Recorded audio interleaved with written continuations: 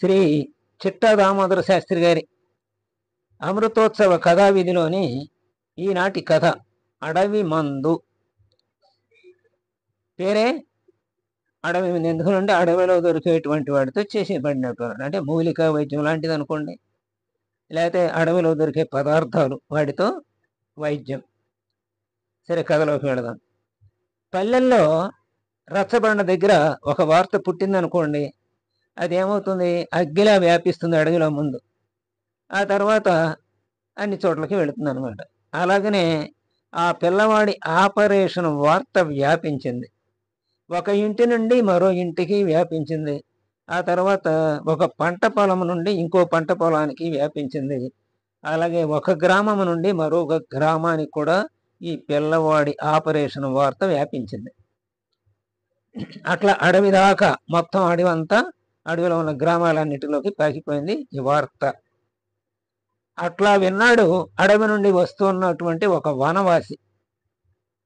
ఒకనొక ఏమని ఉన్నాడు అంటే, ఒకనొక గ్రామంలో ఒక రోగి కడుపులో గడ్డంట, మరో గ్రామంలో ఏమన్నాడు అంటే అది ఆపరేషన్ లొంగలేదంట.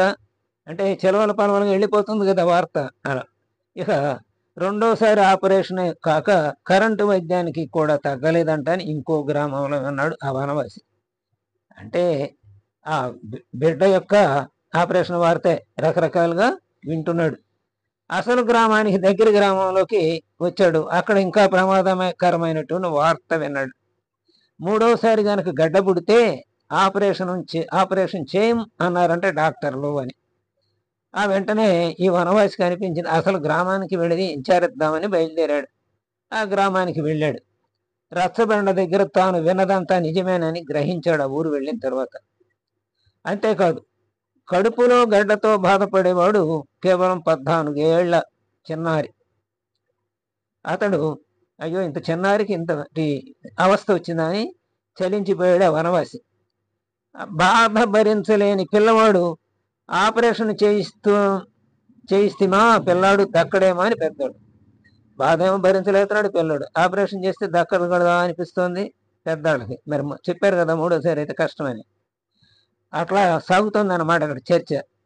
ఈ వనవాసి అదంతా విన్నాడు. అతని మనసులో అడవిలోని ఆకు ఒకటి మెదిలింది.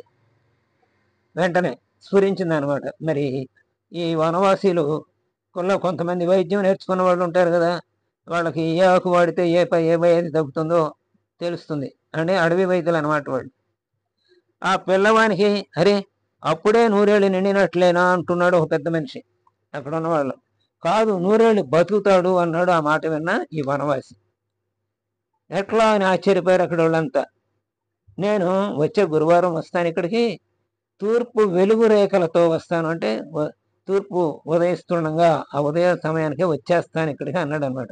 అయితే పిల్లవాడు అప్పటిదాకా ఏమీ తినకుండా చూడండి, అట్లాగే ఏమీ తాగకుండా చూడండి అన్నారు ఆ వనవాసి అన్నాడు. విన్నవాళ్ళందరికీ చాలా ఆనందం వేసింది. ఇప్పుడు మరి పిల్లవాడిని పరీక్ష చేస్తావా అని అడిగారు వాళ్ళు. వనవాసి కదా, అదే పెద్ద డాక్టర్లు అయితే ఆ హాస్పిటల్ అయితే సార్ అంటారు. ఈయన మరి మామూలుగా ఉంటాడు కదా వనవాసి వైద్యులు, అందుకని చేస్తావా నువ్వు పిల్లవాడిని అన్న పరీక్ష అన్న. ఇంత అందరూ ఒకే కంఠంతో అన్నారు అనమాట. ఎందుకండి నేను చేయటం, ఆ పెద్ద డాక్టర్లు ఇప్పటికే రెండింతలు కోసి చూశారు కదా, ఆ వెంట వెళ్ళిన వాళ్ళందరూ కూడా, ఆ పిల్లవాడితే అంటే వెళ్ళిన వాళ్ళందరూ కూడా ఆ గడ్డ చూపించారు కదా అని అన్నాడు ఆ వనవాసి. అయినా మూడోసారి పెరగకుండా చేయలేకపోయారు కదా వాళ్ళు అన్నాడు ఈ వనవాసి. ఇప్పుడు నీవు చేసే వైద్యంలో మళ్ళీ గడ్డ రాదంటావా అన్నారు అక్కడ ఉన్నవారంతా. మా అడవి దేవత సాక్షిగా రాదు అన్నాడు అతను. అంత ఖచ్చితంగా ఎలా చెప్పగలం అన్నారు మిగతా వాళ్ళు అక్కడ ఉన్న వాళ్ళంతా. మేము మీకు వైద్యం చేయకపోయినా బతకగలం, అంటే మేమేం డబ్బులు తీసుకోం, మాకు వైద్యం చేయకపోయినా మా బ్రతుకు మేము బ్రతుకుతాం, ఈ వైద్యం డబ్బులతో మేమేం బ్రతకటం లేదు అని చెప్పాడు అనమాట. అందుచేత మేము వేస్తే మందు పని చేయదేమో మాకు తెలవదు అన్నాడు వాడు. ఎవరో డబ్బుకు వైద్యం చేస్తే వైద్యం చేయము, డబ్బుకు వేస్తే మందు పని చేయదేమో అది మాకు తెలవదు అన్నాడు వాడు అనమాట. అంటే కొంతమంది గురువులు వాళ్ళ శిష్యులకు నేర్పేటప్పుడు మీరు డబ్బులు తీసుకుంటే ఈ వైద్యం పనిచేయదని కూడా చెబుతుంటారు. అంటే డబ్బు మీద ఆశ పుట్టకూడదని వైద్యం చేసేటప్పుడు. అలా నేర్పుతారు గురువులు. అంత త్యాగమూర్తులుగా ఉంటారు. అలాంటి వాళ్ళు నేర్చుకుంటారు. అలాగే చేస్తుంటారు వైద్యాలు. కొన్ని చిట్కా వైద్యాలు, కొంచెం మంత్రాలు పెట్టేవాళ్ళు కూడా అలాగే ఇచ్చేస్తారు. నువ్వేం డబ్బులు తీసుకో, ఈ మంత్రం నీకు నేర్పుతున్నాను, చలికి చప్పికి ఇట్లాంటి వాటికి మంత్రాలు పెట్టమని చెబుతుంటారు కదా. ఇదివరకు బాగానే ఉండేవాళ్ళు ఇట్లాంటి వాళ్ళు ఊళ్ళల్లో. అవునులే, పిల్లాడి ప్రాణాలు కాపాడడానికి నిన్ను అడవి దేవతే పంపిందయ్యా అన్నారు అప్పుడు అక్కడ వాళ్ళంతా అనమాట. అయితే నీవు గురువారమే వస్తావా, వస్తూనే మందు తెస్తావా, లేక ఇక్కడ దానిని తయారు పెడతావా అడిగారు వాళ్ళు ఆదుర్దాగా. మరి అంటే కొన్ని మందులు కొన్ని వారాలనే వాడమని చెబుతుంటారు వాళ్ళ గురువులు. అందుకని ఆ వారం దాకా వేచి చూస్తారు ఒక్కొక్కసారి వీళ్ళు. అందుకనే గురువారం వస్తానని చెప్పాడు అనమాట ఈయన. నేను గురువారమే వస్తా, వెలుగు రేఖలతో వస్తా, అంటే సూర్యోదయం వేళకు వస్తాను అని. ముందు మందుకు ముందు ఏమీ తినకూడదు, తాగకూడదు, పిల్లగాడికి భయం లేదని చెప్పండి అన్నాడు వాడు. అట్లాగే అన్నారు వాళ్ళు. సరే, కుర్రవాడు అట్లాగే అన్నారు వాళ్ళంతా. పిల్లవాడితోటి ఏమీ తినకుండా తాగకుండా ఉంచుతాం, తెల్లారేటప్పటికి మీరు వచ్చేయండి అన్నారు. మీకోసం ఎదురు చూస్తూ ఉంటాం అన్నారు వాళ్ళందరూ అక్కడ వాళ్ళు. అప్పుడు అని అంటూ అప్పుడు నిన్ను చూస్తూనే పిల్లవాడికి తగ్గినట్లు అనిపిస్తోంది అని కూడా అన్నారు వాళ్ళు. అంటే పిల్లవాడికి వనవాసి ఇంత గట్టిగా చెప్పేటప్పటికి పిల్లవాడికి కూడా మనసులో గ్యారంటీగా నా రోగం తగ్గిపోతుంది అనే భావన వచ్చేసింది అనమాట. ఎప్పుడైతే ఆ భావన వచ్చిందో వెంటనే మనకి మన మనసులోని భావనే కదా ప్రతిబింబించేది శరీరం మీద. మన ముఖ కవళికలు కూడా మన మనసులోని భావాన్ని తెలుపుతాయి కదా. మనం కోపంగా ఉన్నాం అనుకోండి, లోపల కోపాన్ని అణుచుకున్నా అది మనసు బయటికి మొహంలో కనపడిపోతుందిగా. అట్లాగే మన ఏ భావం ఉన్నా మన మనసులో ఆ భావం మన ముఖం ద్వారా ప్రస్ఫుటంగా కనపడుతూ ఉంటుంది. అలాగే మనస్సులో గనక బాగా తగ్గుతుందనే భావం ఏర్పడింది ఆ కుర్రోడికి. అందుకని సగం తగ్గినట్లే అనిపించింది అతనికి. అందుకని ధైర్యంగా ఉన్నాడు అనమాట. ఇక అందరూ కూడా ఆ కుర్రవాడి హుషారును కూడా చూసి వీళ్ళందరూ ఏమన్నారంటే అక్కడ ఉన్న వాళ్ళందరూ, నువ్వు తప్పకుండా రావాలి అంటూ 1 పైసలు చెప్పారు గ్రామస్తులంతా ముక్తఖండంగా ఆ వనవాసికి. మరి మీ పిల్లవాడి బంధువులు ఎవరు ఉన్నారా మీలో అన్నారు అని అడిగాడు వనవాసి. మేమందరం వాడి బంధువులమే, బీరకాయ పీసాను అనుకో మేమందరం అని రచ్చబండ సాక్షిగా చెప్పారు ఆ పెద్దలంతా కూడా. మళ్ళీ చెప్తున్నా, కడుపులో గడ్డ మాట అనగానే అడవిలో ఆకు నాకు ప్రత్యక్షమైంది. అంటే ఆ మాట అనగానే ఒక ఆకు స్ఫురంలోకి వచ్చేసింది అనమాట ఆ వనవాసికి. పిల్లగాడి ఆయుస్సు చాలా గట్టిదనమాట, అందుకే నాకు అది ప్రత్యక్షమైంది. అందుకే ఆ గోడు నా చెవుల పడింది. ఆయన ఆ గోడు అంటే అతని ఆ బాధ అంతా నా చెవులు పడ్డది. ఇంకా భయం లేదు అంటే ఆ అడవి తల్లి అతనికి ఆ స్ఫురంలోకి తీసుకొచ్చిందంట. ఏం వైద్యం చేయాలో, ఏ ఆకుతో చేయాలో ఏమంటే స్ఫురించిందన్నమాట. అందుకే ఏం భయం లేదని చెప్పాడు. నిండా 100 ఏళ్ళు బతుకుతాడని చెప్పండి ఆ కుర్రోడితోని మాట కూడా వాళ్ళతోని అక్కడి నుంచి బయలుదేరి వెళ్ళిపోయాడు. గురువారం పొద్దు పడవకుండా ఈడుంటా, దాగటానికి కూడా ఏమీ చెప్దని మళ్ళీ చెబుతున్నాడు ప్రత్యేకంగా అంటూ మరీ చెప్పి వెళ్ళాడు ఆ వనవాసి. ఆదిలాబాద్ వనవాసీలను గోండులు అంటారు. ఇతను ఆదిలాబాద్ వాడు అనమాట. వీళ్ళంతా అక్కడ గోండులు ఉంటారు. వాళ్ళు వైద్యం చేయడం కూడా చాలా ప్రసిద్ధమే. అన్నట్లుగానే ఆ గోండు వైద్యుడు వచ్చాడు. వస్తూనే ఆకుపసరు తెచ్చాడు. ఏమీ తినలేదు, తాగలేదు కదా అని మళ్ళీ అడిగాడు. అంటే ముఖ్యమైన విషయాలు పాటించాల్సినవి సరిగా ఉంటేనే కదా మందు పనిచేసేది. అందుకని పత్యం అంటాం కదా మనం, అది. తర్వాత కళ్ళు మూసుకొని ఏదో ప్రార్థన చేశాడు. పిల్లవాడిని తూర్పు దిశగా కూర్చోబెట్టాడు. నోరు తెరువు అన్నాడు. పసరు పిల్లవాడి చేత తాగించాడు. పిల్లవాడు ముందే గోండు వైద్యం గురించి ఇదివరకు విన్నాడు అనమాట. అబ్బో అట్లాంటి వాళ్ళు వైద్యాలు చేస్తే బ్రహ్మాండంగా ఉంటాయి, తిరుగు ఉండదు అని ఇట్లాంటివి ఎవరు చెప్పుకుంటుంటారు కదా పెద్దవాళ్ళు. అలా విన్నాడు. అందుకని గ్యారంటీగా తగ్గుతుందనే భావన కుర్రవాడికి మనసులో పూర్తిగా వచ్చిందనమాట.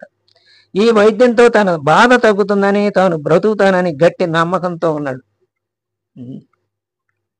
మందు తీసుకోక పూర్వమే వనవాసి వస్తాడనగానే, వస్తున్నాడా అనగానే, వచ్చేసాడనగానే ఆ పిల్లవానికి అసలు క్రమంగా బాధ తగ్గుతున్నట్లు అయింది. ఆ మాట వస్తున్నాడు అనగానే, వచ్చేసాడు అనగానే అంటే క్రమక్రమంగా ఆ మాట అతని మనసులో పని చేసింది అనమాట. వచ్చేసాడు, ఇంకేముంది, నాకు పని తగ్గిపోతుంది అనే భావన వచ్చేసింది. అందుకని తగ్గటం మొదలైంది బాధ. మందు పోసిన తర్వాత పిల్లడి మొగం పున్నమ నాటి చంద్రుడి బింబం వలె ఉంది. అంటే అబ్బో నాకు తగ్గిపోయిందని పూర్తిగా భావన వచ్చేసింది అనమాట. పొద్దు వాళ్ళకి అన్నం తినిపించండి అన్నాడు వనవాసి. ఎప్పటిలాగా తగ్గుతుందని అడిగారు వాళ్ళంతా అక్కడ వాళ్ళు. మందు చూడకముందే తగ్గడం మొదలైంది కదా మీ వాడికి, నేను వస్తున్నానగానే తగ్గడం మొదలైంది కదా అన్నాడు అతను. ఎక్కువలో ఎక్కువ 10 రోజుల్లో అని చెప్పాడనమాట. ఏముంది 10 రోజుల్లో తిరిగి లేచి గంతులేస్తాడండి అని చెప్పాడు ఆ వనవాసి అని చెప్పాడు అనమాట. అట్లా వాళ్ళు ఇప్పుడు ఏదైనా తీసుకో బాబు, మాకు తృప్తిగా ఉంటుందని వాళ్ళు డబ్బులు ఇవ్వబోయారు గ్రామస్తులు. ఏమి వద్దు కానీ 10 రోజుల తర్వాత వస్తా, అప్పుడు కూడా డబ్బు కోసం కాదు, మీ పిల్లగాడి ఆటపాటలు చూద్దాము, అట్లాగే అతని మాటలు వినటం కోసం నేను వస్తానన్నాడు ఆ వనవాసి. అప్పుడు తీసుకెళ్ళి చూపించండి గడ్డలు కోసిన డాక్టర్లకు మీ అబ్బాయిని అన్నాడు వనవాసి. అలాగే 10 రోజుల తర్వాత వచ్చాడు వనవాసి. అక్కడ పిల్లడు చాలా ఉత్సాహంగా ఎగరటం, గంతులేయటం, చక్కగా మాట్లాడటం చూశాడు. వీళ్ళంతా కూడా చాలా ఆనందించారు. గోండు వైద్యుడు చెప్పినట్లే పిల్లవాడు చక్కగా ఆరోగ్యం పట్టుకుని ఉన్నాడని హైదరాబాద్ ఆసుపత్రికి తీసుకెళ్లారు. మరి పరీక్షలు చేయించాలిగా, మరి ఉందో లేదో తెలియాలిగా, ఇది పరీక్ష కూడా తెలియాలి కదా. 2 సార్లు ఆపరేషన్ చేసిన పెద్ద డాక్టర్లు పాత రికార్డుతో పాటు పిల్లవాడిని పరీక్షించారు. జరిగింది విని అవాక్కయ్యారు. ఇలా అడవి మందు అన్నాడు దీన్ని, పేరు పెట్టారు, చక్కని పేరు. అడవిలో దొరికే వనమూలికలతో, పసర్లతో రకరకాల మందులు తయారు చేసి వైద్యం చేస్తే ఆ వైద్యానికి ఒక తిరుగు ఉండదు అని ఈ కథ ద్వారా మనకి రచయిత చక్కని సందేశాన్ని అందించారు. అయితే ఇప్పుడు అసలు అడవులే ఉండలేదు మనకు దగ్గరలో, ఎక్కడో దూరం వెళితే కానీ మనకి అడవులు ఉండవు. ఇవాళ కృష్ణా జిల్లాలో అడవి కావాలంటే చాలా దూరం వెళ్ళాలి ఇవాళ మనం ఇక్కడి నుంచి అడవి కావాలంటే. అయితే కొన్ని జిల్లాలో, ఆదిలాబాద్ జిల్లాలో అట్లాంటి చోట్ల ఇప్పటికీ అరణ్య ప్రాంతం ఉంటుంది బాగా. అక్కడ గోండులు ఉన్నారు కదా, అందుకనే వాళ్ళకి మామూలు వైద్యం, అలోపతి వైద్యం లభించాలంటే వాళ్ళు చాలా దూరం రావాలి. అందుకని వాళ్ళు వాటితోనే వంశపారంపర్యంగా ఈ వైద్యాన్ని అలా నిలుపుకుంటూ వస్తారు. మరి అందుబాటులో ఉండే వైద్యం అదే కాబట్టి ఆ వైద్యం ద్వారా అక్కడ చిన్న చిన్న సమస్యలన్నిటికీ కూడా వాళ్ళు ఈ వైద్యంతో అవన్నీ తగ్గటానికి ఈ మందులు వాడతారనమాట, ఏ రోగం వచ్చినా. అలా మనం కేవలం అలోపతి కోసం వెంపర్లాడకుండా మన ఆయుర్వేదంలోను, అట్లాగే యునానీలోను, అలాగే ఇంకా ఈ అటవీ వైద్యం, వనవాసి వైద్యం ఇవన్నీ కూడా చేయించుకోండి అని మనకి మళ్ళీ ఒక గుర్తు తెచ్చారనమాట రచయిత ఈ కథ ద్వారా. స్వస్తి.